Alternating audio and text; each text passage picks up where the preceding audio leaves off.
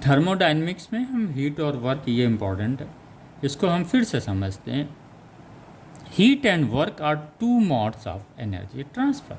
Energy transfer करने के दो माध्यम हैं, हीट और वर्क है।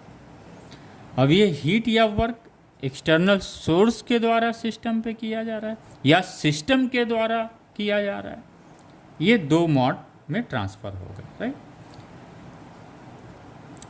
अब उसमें क्या होता है, जब हम सपोज कोई गैस मॉलिक्यूल्स लेते हैं, ये गैस मॉलिक्यूल्स लेते हैं, और ये गैस अगर आइडियल गैस है, अगर ये गैस क्या है, आइडियल गैस है।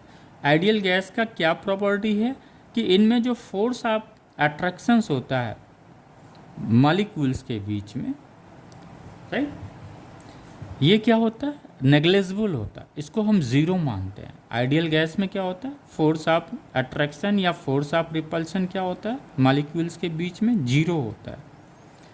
और जब फोर्स ऑफ रिपल्शन या अट्रैक्शन ज़ीरो होगा तो इसमें क्या होगा, इंटरनल पोटेंशियल एनर्जी नहीं होगा। जब भी हम इंटरनल पोटेंशियल एनर्जी की बात करते हैं तो वो एनर्जी हम किसकी बात करते हैं, जो इनसाइड कंटेनर गैस मॉलिक्यूल्स हम उसकी बात करते हैं। यानी आइडियल गैस में काइनेटिक एनर्जी तो होगा, क्योंकि गैस मॉलिक्यूल्स क्या है, मोशन में है, तो इनमें क्या होगा, काइनेटिक एनर्जी होगा। लेकिन चूंकि फोर्स ऑफ अट्रैक्शन जो मॉलिक्यूल्स के बीच में है वो जीरो है, तो जब फोर्स ऑफ अट्रैक्शन या फोर्स ऑफ रिपल्सन जीरो होगा तो जो इंटरनल पोटेंशियल एनर्जी मतलब energy of the gas molecules, ये क्या होगा, ज़ीरो हो जाएगा। लेकिन चूंकि गैस क्या है, आइडियल गैस के मॉलिक्यूल्स क्या है, मोशन में है, तो उसमें क्या होगा, सिर्फ काइनेटिक एनर्जी होगा। क्लियर हो गया। आइडियल गैस में जो इंटरनल एनर्जी होगी, इंटरनल एनर्जी की जब हम बात करते हैं तो बात करते हैं गैस मॉलिक्यूल्स की, तो जब उसमें इंटरनल एनर्जी आइडियल गैस की क्या होगा, सिर्फ काइनेटिक एनर्जी ही होगा। जो गैस मॉलिक्यूल्स की इंटरनल काइनेटिक एनर्जी होगी वही internal energy of an ideal gas होगा।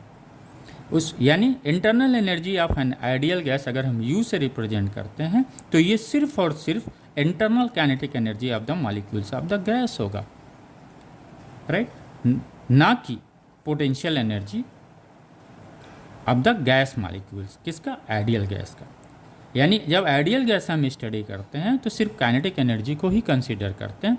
पोटेंशियल एनर्जी इसलिए नहीं होता है क्योंकि मॉलिक्यूल्स के बीच में फोर्स ऑफ अट्रैक्शन या रिपल्सन क्या होता है, ज़ीरो होता है। लेकिन जब हम यहीं पे रियल गैस की बात करते हैं तो इसमें फोर्स ऑफ अट्रैक्शन मॉलिक्यूल्स के बीच में होता है, तो इसकी इंटरनल एनर्जी होगी